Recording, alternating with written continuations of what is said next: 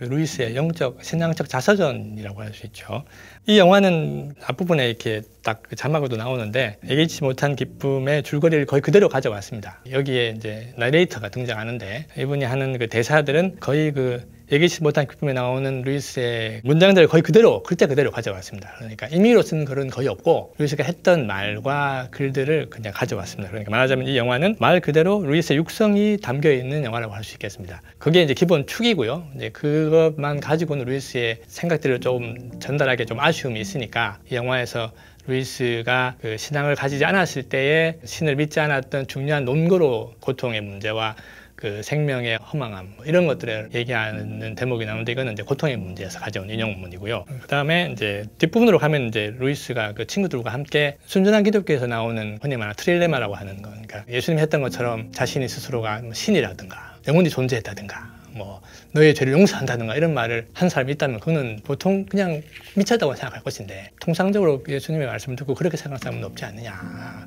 그건 뭔가 그분이 가지고 있는 감명을 받고 느낀 것이 있다는 얘기인데 그분에 대해서 어떻게 생각할 것이냐 그런 것을 직시하게 만드는 대목이 나오는데 영화에도 그 부분이 친구들과의 대화를 통해서 구현되어 있습니다. 그것은 이제 그 루이스가 중요한 신앙의 어떤 도약을 할 때 했었던 그것을 친구들의 대화로 이제 재구성해낸 것이죠. 그리고 특별히 그 신화와 기독교의 관계는 루이스에게서 되게 중요한 문제였고 이것이 아주 오랫동안 루이스가 기독교를 멀리하게 만든 아주 장애물이었는데 반지의 제왕을 쓴 톨킨이 루이스의 친한 친구야. 그냥 동료이기도 했고 톨킨과의 대화를 통해서 그걸 넘어갈 수 있었는데 그것도 그 영화에 짧게 소개되어 있는데 이거는 이제 루이스가 편지를 통해서 얘기했던 부분이 여기 이제 녹아 들어가 있는 거고요. 마지막 부분에서 이제 루이스가 자신의 영광의 무기라는 책에서 자신이 신앙을 통해서 자서전의 제목이 예기치 못한 기쁨이잖아요. 그 기쁨의 내용이 무엇인가 이것이 거기에 대해서 이제 영광의 무기라는 책에서 이제 잠깐 인용하는 방식으로 해서 루이스의 예기치 못한 기쁨을 부른 축으로 루이스의 여러 저서들이 아주 잘 버무려져서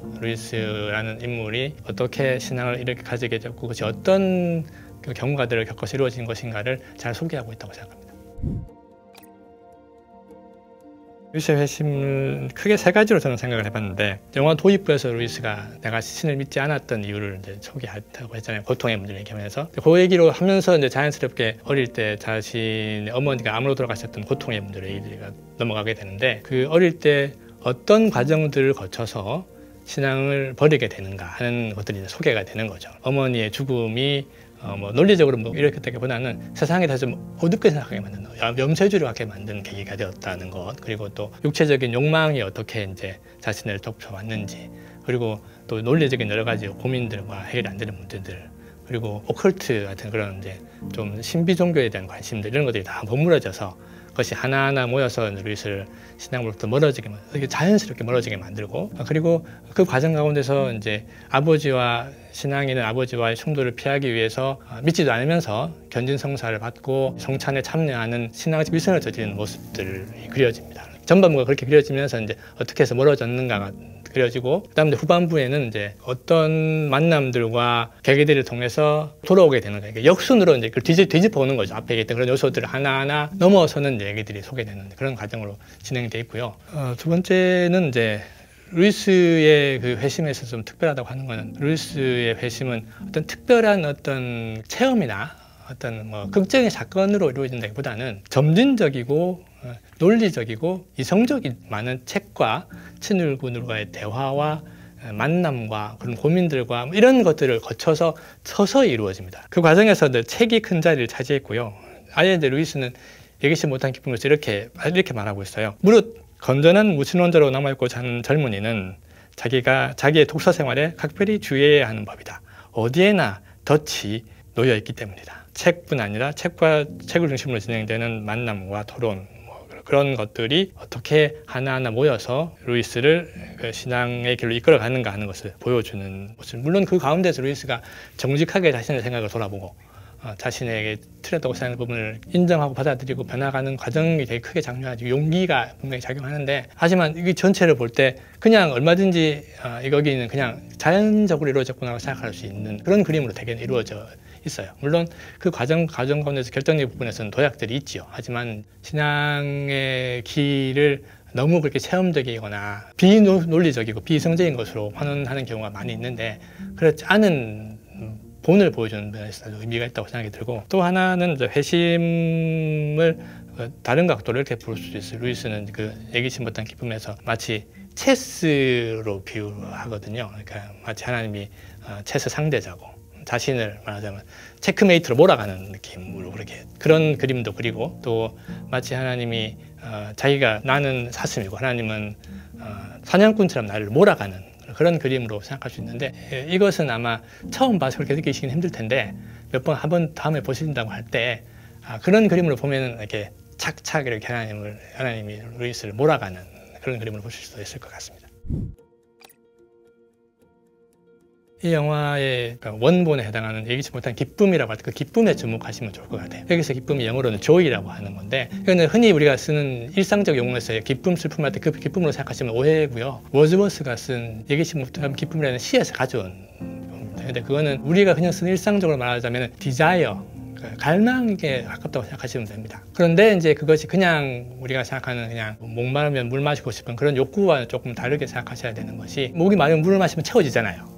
근데 이제 이 사람이 말하는 지금 기쁨, 갈망이라는 것은 자기 형이 어릴 때, 자기가 6살 때 형이 장난감 비스켓 깡통 위에다가 이제 무슨 이렇게 조잡하게 만들어 놓은, 그다음 정원으로 표현했지만 그냥 뭐 몇 개 그 나뭇잎이나 몇 개 갖다 만들어 놓은 거죠. 갖고 왔는데 그때 어떤 이유였는지 몰라도 루이스는 것을 보고 아름다움을 향한 어떤 갈망, 자기는 정체를 모르지만 갈망을 느꼈다는 거예요. 근데 그 장난감 정원을 뭐 갈망할 일이 없잖아요. 그러니까 그것은 하나의 계기를 작동한 거죠. 그러니까 무언가를 향한 계기. 그리고 그것은 루이스는 여러 가지 그 인생을 통해서 여러 문학 작품과 북구 신화라든가 바그너의 음악 같은 것들을 통해서 경험했는데, 처음에는 이제 그런 것들이 자기가 원하는 것이구나 생각하고 북구 신화에 빠지기도 하고 바그너 음악을 막 줄창 듣기도 하고 했지만, 결국은 이제 그것들이 자기가 그런 갈망, 뭔가를 향한, 듣고 있으면 처음에는 뭔가 기쁨을 주지만 곧 잃어버리는, 마치 우리가 굉장히 좋아하는 여자를 남자를 만나면 인생이 다 문제가 해결될 것 같아서 그 사람 찾아가지만 사랑하고 결혼을 한다고 해도 그걸로 채워지는 뭔가가 존재하고, 내가 정말 좋아하는 어떤 일을 하면 내가 평생에 만족할 것 같지만 아주 보람차고 기쁘다고 해도 채워지지 않는 그 무언가가 있는 것처럼, 루이스는 그 기쁨을 통해서 사실은 그것이 갈망의 실체가 아니라 다른 무엇을 가리키는 것이라는 것을 발견하게 되는 과정이 사실은 예기치보다는 기쁨을 통해서 전달하고자 했던 것이고, 그리고 그것이 어떤 것들로 채워지지 않는 이유는 그 대상이 결국은 이 세상의 것이 아니기 때문이고, 그것의 대상은 하나님이고 천국이라는 것을 발견해가는 과정이 이제 그 책의 내용이고, 그것을 좀 이제 영상적으로 표현한 것이 이번 영화인데, 아무래도 이제 좀 축약하다 보니 이제 그런 것이 잘 전달되지 않을 수는 있으나, 루이스가 곳곳에서 그런 인용들이 있는 건 분명하고, 그것들을 보시면 좀 이것들을 전달하고 싶었구나라고 아실 수 있을 것 같습니다.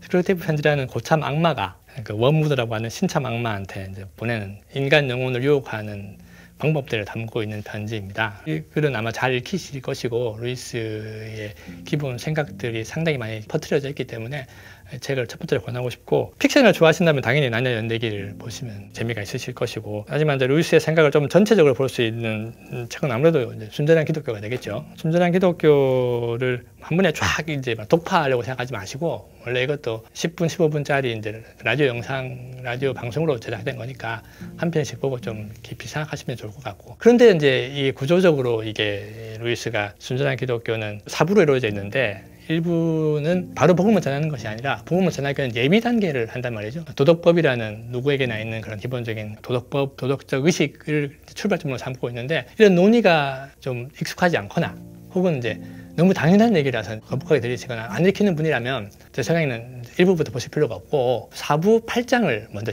보시면 제일 좋을 것 같아요. 4부 8장은 기독교는 쉬운가 어려운가라는 겁니다. 그걸 보시면 이제 그럼 답은 이제 쉽기도 하고 어렵기도 하다는 거죠. 하나님께 자신을 드리지 않고 하나님이 주시는 어떤 해결책만 받고 하나님을 밀어내려고 하면 너무너무 어려운 일이 되고, 하나님께 자신을 드리면 예수님이 드리시는 대로 따라가면 그때는 기독교는 사실은 내 멍에는 쉽고 가볍다고 하는 그 말씀을 경험하게 된다는 그 얘기인데, 이것보다 훨씬 더 재밌고 실질적으로 표현이 되고 있고요. 그리고 만약에 그렇게 재미있었다면 4부를 보시면 되고, 그 이제 그래도 싫다, 4부는 8장만 보겠다 그러면 3부 8장을 더 보시면 이제 가장 큰 죄, 교만에 대한 얘기를 다루고 있습니다. 그 전체 구조는 기독교로 들어가기 위한 예비 단계로 도덕법을 소개하고, 그 다음에 2부에서 이제 예수 그리스도가 하나님이시라는 것을 논증하는 내용이고, 3부가 그리스도인의 행동에 대한 거죠. 도덕에 대한 거지만 그것은 도덕 자체를 위한 것이 아니라 교만을 넘어서 이제 믿음과 소망으로 가기 위한 것이고, 그 4부는 이제 삼위일체에 대한 얘기예요. 결국은 그리스도인이 된다는 것은 그냥 좋은 사람이 되는 게 좀 더 나은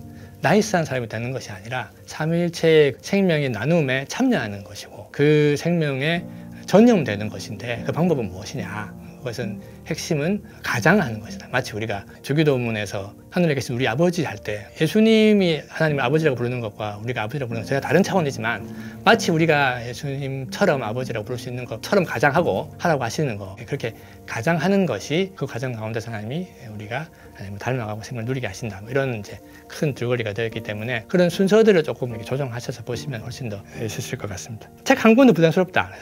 글 하나만 달라. 이렇게 하신다면 이제 저는 영광의 무게에 변환이라는 에세이가 있습니다. 루이스의 그 논리 사고 방식을 보기 가장 적합한 거라고 생각되니까 혹시 하나만 보시겠다는 그 책을, 그 에세이를 추천해드립니다.